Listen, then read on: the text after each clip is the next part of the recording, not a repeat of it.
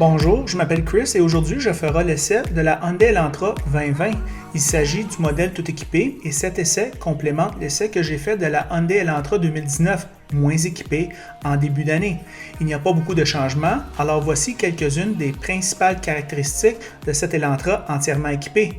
Prévention des collisions avec détection des piétons, particulièrement utile dans les rues de Montréal avec des piétons qui voient seulement des lumières vertes, ou les enfants de parents qui ne surveillent pas trop leurs enfants.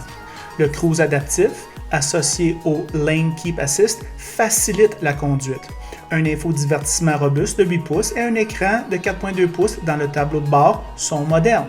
Une chaîne audio Infinity, un chargeur sans fil, des sièges arrière chauffants et des LED tout autour.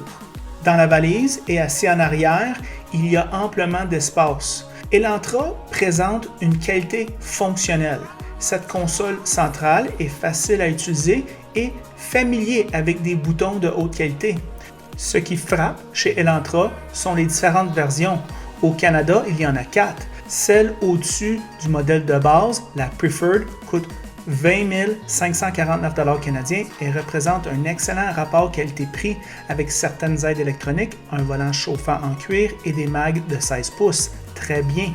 Le modèle ici, tout équipé, Ultimate, est plus proche de la redoutable Honda Civic tout équipé.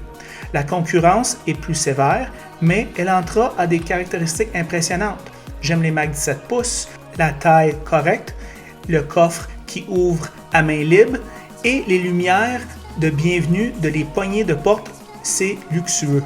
Le moteur est une affaire simple d'économie de carburant. Un moteur 4 cylindres de 2 litres qui produit 147 chevaux et un couple de 132 livres de couple. L'économie de carburant est à 7,8 en ville et 5,6 litres sur l'autoroute, ce qui est bien pour le budget du propriétaire. Il existe un système d'injection multipoint qui élimine les problèmes d'accumulation de carbone sur les soupages d'admission. C'est une tâche coûteuse à réparer qui nuit aux voitures à injection directe. Cela est aussi très sexy en termes de la fiabilité long terme. Voici nos pensées sur la route. Bonjour les amateurs de voitures. Aujourd'hui, Ross m'apporte la Hyundai Elantra Ultimate 2020. Ça, c'est la berline, 4 portes, tout équipé. Ross, qu'est-ce que tu en penses de ce char-là? Bien, déjà la 6e génération de la Hyundai Elantra. Fait que le temps passe vite. Et la Hyundai Elantra est rendu un joueur quand même très respectable dans ce créneau, assez compétitif. On a les Toyota Corolla, Honda Civic et j'en passe. Voiture quand même qui est de plus en plus compétente. Top Safety Pick Plus, selon l'Insurance Institute for Highway Safety. Fait que voiture quand même très sécuritaire. Sur les routes caoteuses de Montréal, on s'aperçoit que le châssis est quand même assez solide, c'est rigide. Il n'y a pas de sonnette, il n'y a pas de craquement de caisse. Là-dessus, très bien. Rapport qualité-prix, équipement super intéressant chez Hyundai comme chez Kia. Évidemment, les Coréens là-dessus sont super agressifs. Plusieurs versions de modèles. On a l'Hyundai Elantra, Hyundai Elantra Sport, Hyundai Elantra GT, Hyundai Elantra GT N-Line. Fait qu'il y en a pas mal pour toutes les bourses dans ce créneau. Bon comportement routier, quand même. C'est pas une voiture qui est hyper amusante à conduire, mais qui est quand même super homogène, qui fait tout bien. Okay. Comme je disais, équipement très complet, bel aménagement, belle présentation, facilité avec le système d'infodivertissement pour la climatisation. Le volant se prend bien en main quand même, pas trop gros. Bonne visibilité avant-arrière, c'est pas trop limité, pas trop restrictif. Véhicule ergonomique, moi je trouve au niveau de la disposition des boutons, tout ça, je trouve que ça a été bien pensé. Ouais. Ça se manipule bien également. L'Apple CarPlay Android Auto, et qui n'est pas une option, que vous n'avez pas besoin de payer comme chez certains constructeurs, des forfaits ou des groupes d'options à pu finir. Est-ce que tu parles de BMW, Ross? Exactement. Et j'en passe. Là, on nomme BM, mais... on peut les nommer. Il y a d'autres, je suis à l'aise. C'est ça. Il y a d'autres constructeurs aussi qui n'ont pas de gêne à ce niveau-là. Fait que lorsqu'on a ça dans une Hyundai Accent ou dans une Honda Fit, je trouve ça inconcevable. Inconcevable que ça soit un groupe d'options dans des voitures plus dispendieuses. Et sans oublier la très bonne garantie de chez Hyundai, 5 ans, 100 000 km. Souvent. Oui. pare-choc à pare-choc. Fait que ça, quand même, je trouve, c'est une plus-value, c'est une valeur ajoutée au véhicule. Puis, en plus, Hyundai a des véhicules qui sont quand même très respectables au niveau de la fiabilité. Les comptes, ben, l'entretien, si vous optez pour le moteur turbo, vous allez dans l'Elantra Sport, par exemple, 4 portes berline comme on a. Ben, le 1.6 turbo est plus amusant à conduire, mais par contre, un petit peu plus coûteux à l'entretien. La transition DSG aussi, si vous prenez le 1.6, peut être un petit... Au niveau des changements de vitesse, on n'est pas dans la Volkswagen Golf GTI. C'est un petit peu plus laborieux en termes de changement de vitesse, un peu plus hésitant. L'assise des sièges, moi je trouve, c'est pas que c'est inconfortable, mais l'assise, je la trouve pour des personnes de grande taille, l'assise des sièges est courte.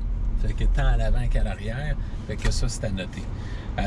Finition intérieure, à certains endroits, les matériaux, les couleurs, c'est des beaux agencements, mais c'est trop plastique, exactement.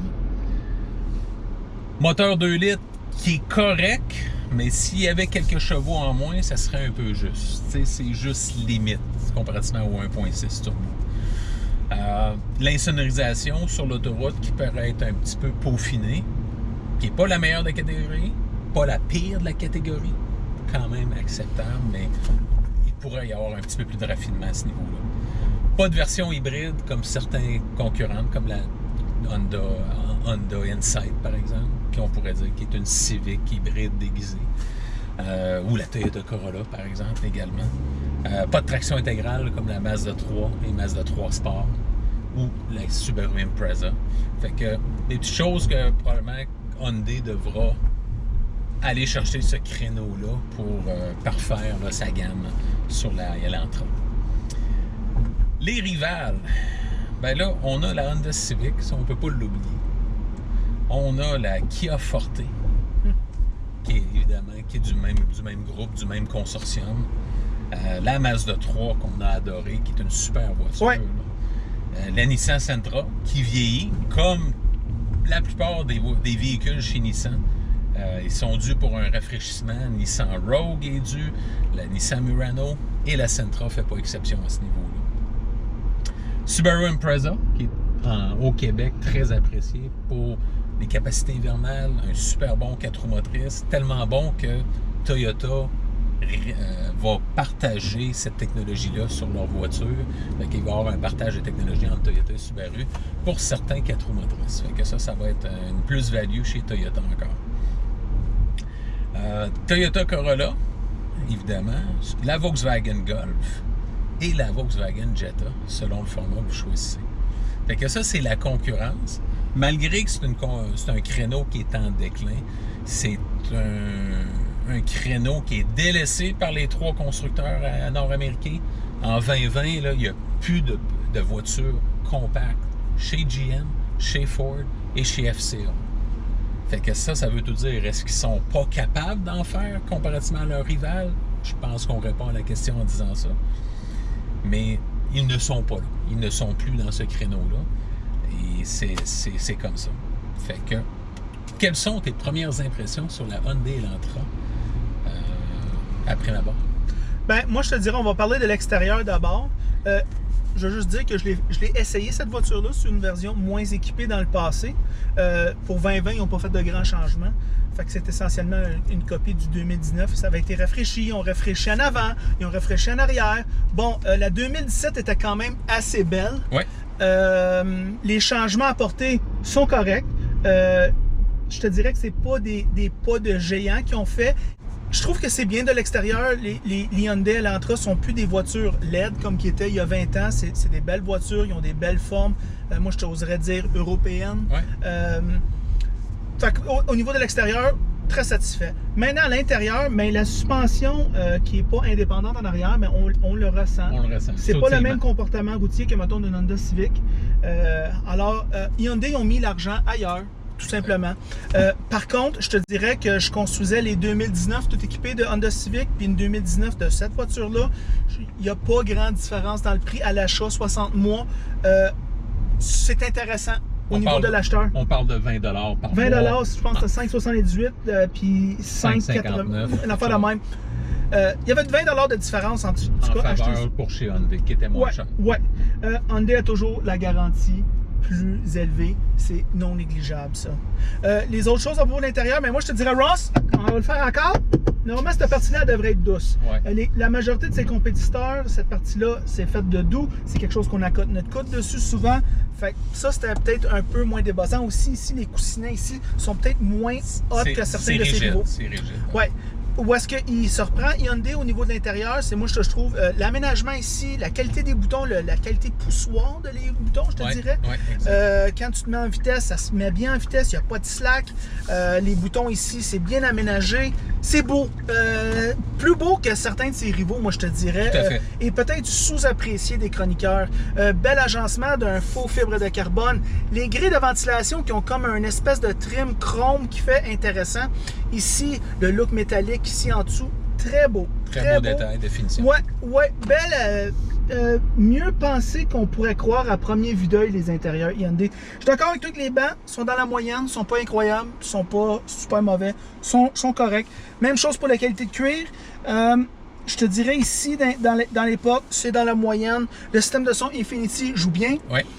Apple CarPlay Auto inclus. Je te dirais la climatisée est très efficace. On l'allume, ça refroidit tout de suite. Ça, j'aime ça. C'est toujours quelque chose que je regarde, Ross, en termes de qualité de la voiture. Est-ce que l'air climatisé est bonne? Je me rappelle toujours, j'ai embarqué dans une Corolla 2002 une fois, puis l'air climatisé a marché encore super bien, mais c'est une Corolla. Ben, c'est ça. Ça brise pas. Ben, c'est ça. Fait que même chose ici, quand tu allumes l'air climatisé, ça refroidit vite. Quoi d'autre pour ça? Mais il y a quand même une bonne visibilité, je te dirais. Ici. Même en arrière, je trouve que c'est correct. Assez fonctionnel à ce niveau-là. Tu as une caméra de recul quand tu recules. Le dash ici, quand même bien fait. Pas incroyable, pas les meilleurs, pas les pires, mais quand même très bien. Moi, je te dirais, Ross, une voiture dans la bonne moyenne et aussi qui répond, parce qu'ils ont toutes sortes de modèles, hein, puis je trouve que les modèles sont bien espacés en termes de prix et en termes d'équipement offert. C'est cohérent, c'est conséquent. Tu as toujours un petit peu plus avec Hyundai, semble-t-il, surtout dans les modèles moins et milieu de gamme. Je te dirais qu'il offre toujours les bancs chauffants. Il y a toujours quelque chose de même qui offre. Équipement très complet pour le prix. Et puis, quand on parle des acheteurs de voitures compactes, mais souvent la question qu'on pose, c'est combien par mois? Right? L'acheteur va demander combien par mois. Et Hyundai sait très bien répondre à cette question-là avec un équipement complet. Alors, moi, je trouve que somme toute, c'est recommandable sur la location et recommandable sur l'achat, Ross. Aucun problème en location, aucun problème à l'achat. Voiture très fiable, pas de problème, bon réseau de concessionnaires. C'est fini la durabilité qui dure 110, 120 000 km. Par ça commence à tomber en morceaux. Je connais beaucoup de gens qui ont eu des Elantra, qui ont gardé ça 160, 180, 200 000 km, puis ils ont eu des expériences très bonnes au niveau de l'achat, qui ont acheté ça il y a 7-8 ans, puis c'était correct. Fait que ça s'améliore tout le temps. C'était pas le cas il y a 20 ans, mais aujourd'hui, c'est des voitures solides.